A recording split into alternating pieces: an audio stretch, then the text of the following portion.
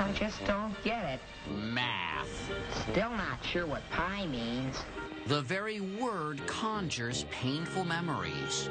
Long division, square roots, the quadratic equation. Not only do most of us not like math, we're also not very good at it. In an international test of 15-year-olds, out of 64 countries, the U.S. placed 24th. We don't currently in this country have a cultural expectation that, yeah, you're going to learn math, just like you're going to learn reading. It's okay to not be good at math.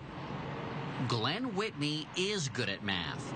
He's got a PhD in it, and is trying to change the way we think about one of our least favorite subjects. I loved math. I loved algebra. I really loved geometry. Right. I hit the wall at pre-cal. That's the problem, because you were only given one road to go through mathematics. You got the impression that once you hit the wall, that's it. There's nothing more for you. In fact, math is this extremely varied, beautiful landscape. And we're showing people just one road cut right through the center of it. Whitney says our math curriculum is designed for rocket scientists. Literally. I believe that this nation should commit itself to achieving the goal before this decade is out of landing a man on the moon and returning him safely to the Earth. 50 years ago, America was in a space race against the Soviet Union, and beefing up our math program was seen as part of a winning solution. We needed the young, bright science or math kid to be our hero to take us to the moon. We have a liftoff, 32 minutes past the hour. We haven't had a mission like that since then to capture the public imagination as to the importance of math. That's where Whitney and his latest project come in. A museum devoted entirely to math. So this makes how many math museums in the U.S.? With our opening, there's now one math museum in North America. That's not a difficult math problem. The Museum of Mathematics, MoMath for short, opened in December in New York City. A little pie. With $23 million behind it, it feels less like a classroom and more like a playground.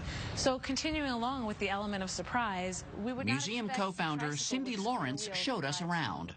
Oh my gosh, wow. There's a square-wheeled tricycle that somehow rides like a dream.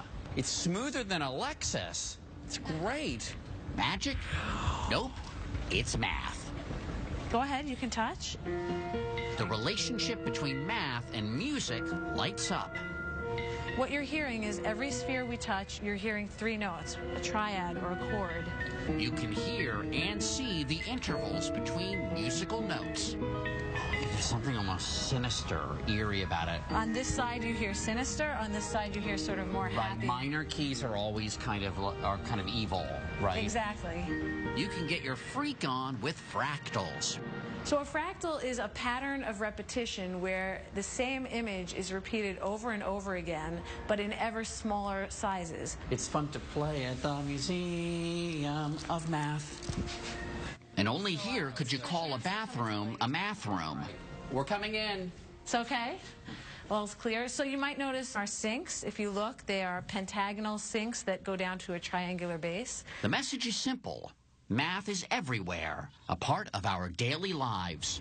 I'm just trying to think about my morning right now and see what role math played. All right. Okay, so I woke up at 6:20. I guess there's math there, right? In some sense, timekeeping was one of the original drivers for the creation of mathematics. Okay, I got out of bed, I put my glasses on, I walked over to Wait, stop right there. Optics has its foundation mathematics. And then I got dressed, and I had a little bit of a hard time making the bow tie work. Right. Okay. So I was going to say, I see your bow tie. Okay. And knot theory is one of the most vibrant, rich areas of mathematics right now. Why didn't I take knot theory in high school? I would have loved that. Well, that's actually a great question, right? It's just about taking a piece of rope and what are the different ways you can loop it around so that it's not just a circle. It's something that lots of people can enjoy. It's something that we show in classes that come into the museum. I want you all together to turn yourselves into the shuffle. And that's the point. Math may not be easy as pie, but it's not so square either. Do you think that math lovers can seduce the math haters into liking math? people who are really engaged with math understand that there's a lot of folks out there that don't see it the same way they do. And they really want to show them the beauty and the wonder and the excitement that they experience. So hopefully we've done that. That's certainly what we're trying to do.